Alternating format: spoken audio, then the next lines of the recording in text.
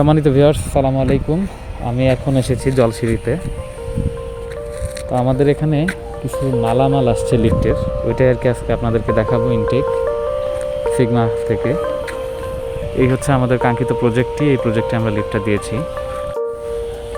চলুন প্রজেক্টটি দেখা যাক, ঢোকা যাক। ঢাকার অদূরে হওয়ায় আসতে একটু সময় লাগলো।